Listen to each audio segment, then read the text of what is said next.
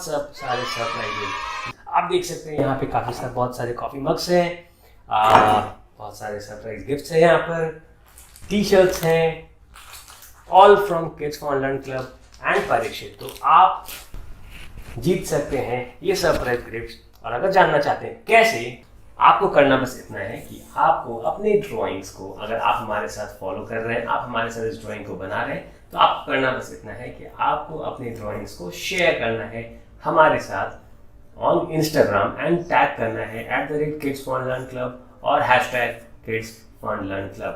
और आपको करना है इस वीडियो को लाइक, इस चैनल को सब्सक्राइब और कमेंट ऐड करना है।